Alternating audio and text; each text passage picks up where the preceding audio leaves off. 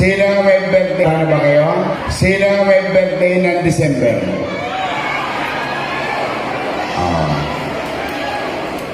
Sino may nabalita na kayo? May nangyayari na? 1 week na ngayon. Tuloy na yung pangarap ko para sa inyo na magkaroon ng cake pag birthday. Nangyayari na. Tingnan nyo sa Facebook. Pumunta kayo sa Facebook, meron ako nakita isang account, Cake My Day. Di ba naalala nyo, pinangako ko yun, nung kampanya. Meron pa ako isang pinangako. Meron pa ako isang pinangako. Mag-fill up na kayo ng form sa Paymaya. Sa mga senior. Sa mga senior. Bakit? Di ba sabi ko dati, dadali natin ang Makati sa Maynila. Naalala niyo yun? Kaya, next year, January, pensyonado na ang mga senior.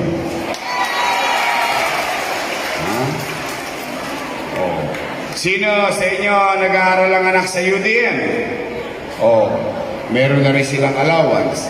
Sino sa inyo nag-aaral sa PLM? Meron na rin silang student allowance. Ito hindi ko sinabi.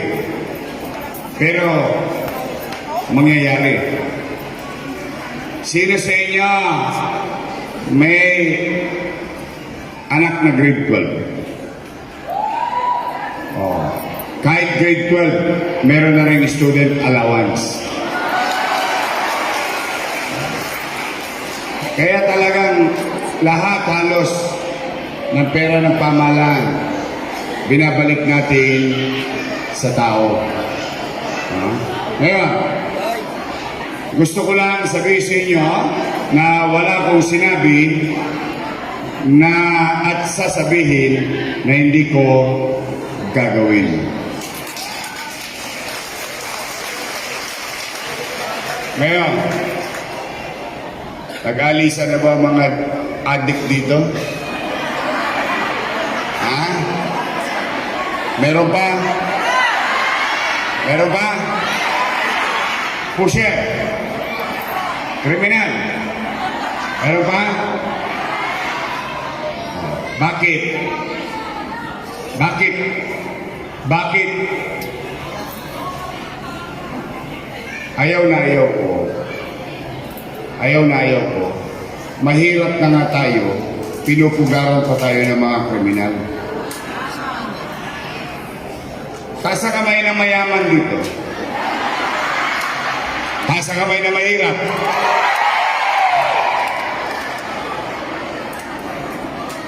Yun yung punto ko eh. Hirap na nga ng buhay natin.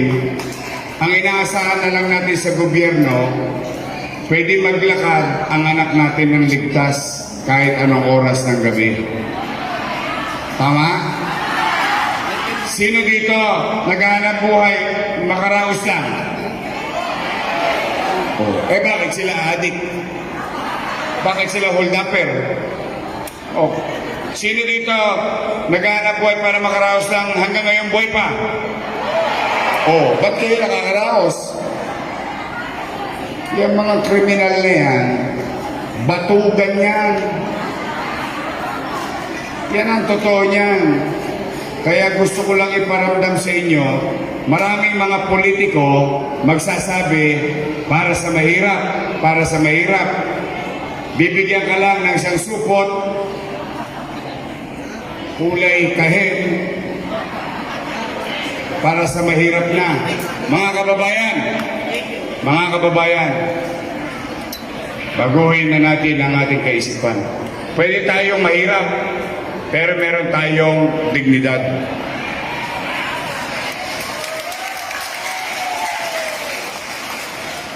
Basta, ito, sige, total marami naman gagawin ng gobyerno sa pamamahala.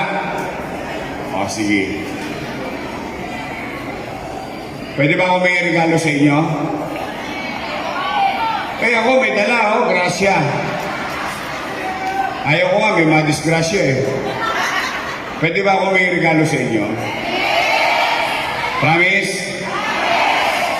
Promise, ha? Sige. Unang regalo, pwede ba maglinis naman kayo ng bahay niyo?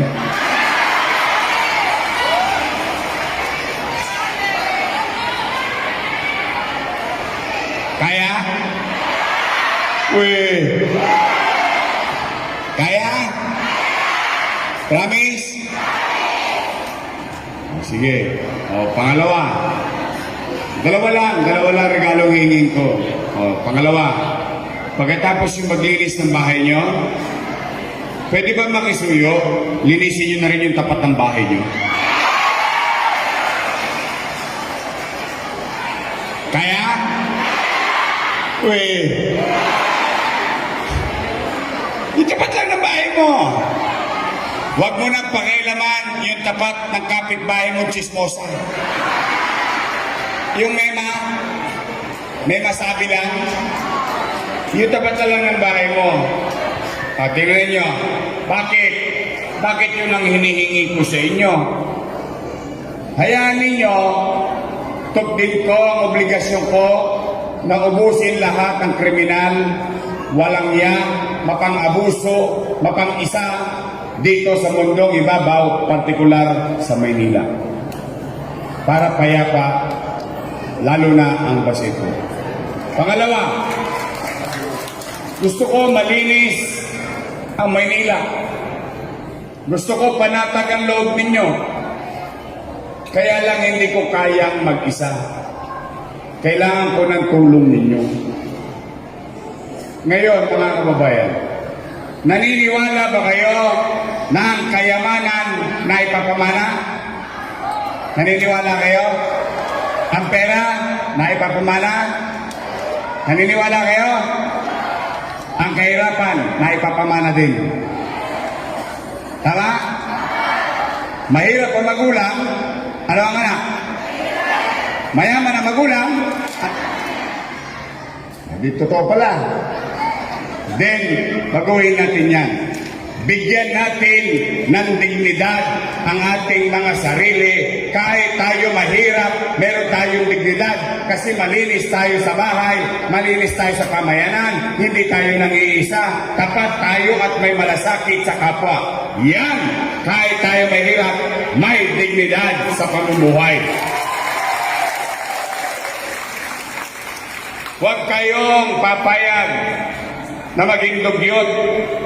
Squatter na nga tayo. Hindi natin kailangan magmukhang squatter. Tandaan ninyo,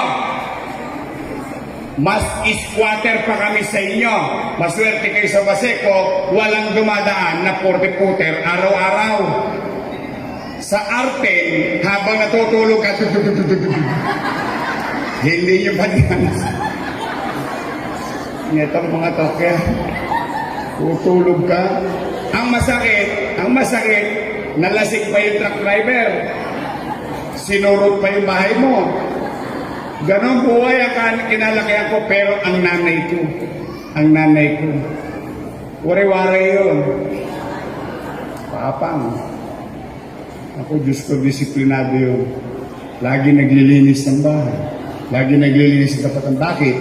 Pag malinis, mas maiiwasan ang sakit.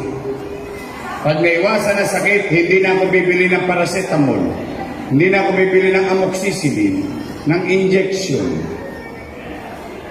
May matitipid akong pera, makapagpapagawa pa tayong pagawain bayan. Tama? Kaya nyo? Promise? Huwag kayong mag-utak squatter. Huwag yung payagan ng ibang taong isipin nila yon sa atin.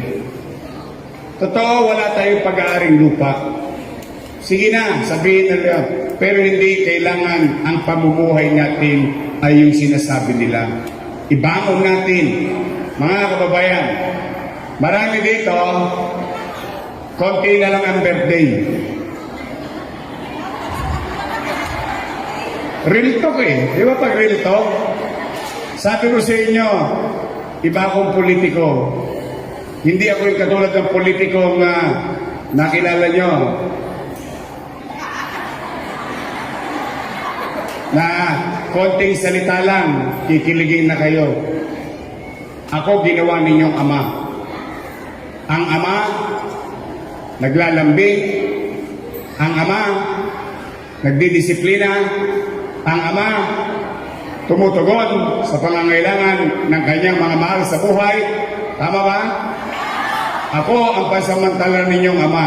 Ang maririnig niyo sa akin ay katotohanan lamang. Pag meron, magarimunan tayo. Pag wala, muni-muni. Okay. Mga lolo, mga lola, kung totoong naniniwala kayo ang kahirapan na ipapamana, ang kadugyutan, lahat ng nakalakihan natin, gagayahin ng bata, papayag ba kayo na magpapantay ang paa ninyo isang araw? Ang ibibigay natin sa anak natin, sa apo natin na lungsod ng Maynila, ay yung Maynilang nakagisnan natin? Gusto niyo ba yun?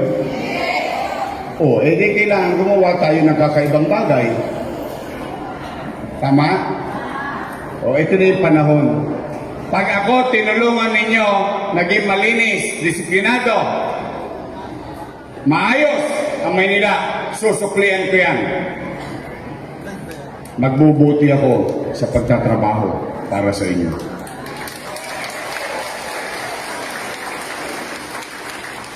Ako, hindi para sa mahirap. Mahal ko kayo. Yun ang totoo. Mahal ko ang mahirap dahil mas kailangan ninyo ang pamahalaan. Kaya ang tunay na para sa mahirap, pinatataas ang antas ng pamumuhay ng tao. Yan ang gobyernong aasahan ninyo ngayon sa lungsod ng Maynila. Tao muna bago kalsada. Tandaan niyo yan, ha? Huwag na kayong makipagchismisan. Dito sa Paseco, napakaraming leader. Bawat kanto, gusto leader siya. Tama? Hila dito, hila doon. Huwag na. Focus kayo sa anak ninyo. Focus kayo sa bahay ninyo. Tutukan ninyo ang mga mahal ninyo sa buhay. Pararamdam ko sa inyo anong tunay na pagmamahal ng isang leader sa mga mahihirap niyang kababayan. Magtulong-tulong tayo. Taas ang kamay ng mga taga-Paseco. O, ang Paseco ba nasa Maynila? Pwede patang Maynila na kayo. Tama? Walang magmamalasakit sa ating mga batang Maynila, kundi tayo rin kapwa batang Maynila. Tandaan ninyo, mga taga-Paseco, isang araw, isang linggo, isang taon, mararamdaman nyo rin, mapapansin nyo din, sino ang ginto, sino ang tanso. Basta po, mahal na mahal ko kayo. Kaawaan nawa kayo ng Diyos at dinggin ang lahat ng kahilingan ninyo sa Kanya at maging malusog kayo sa darating na 2020. Merry Christmas! Happy New Year! Manila! God first!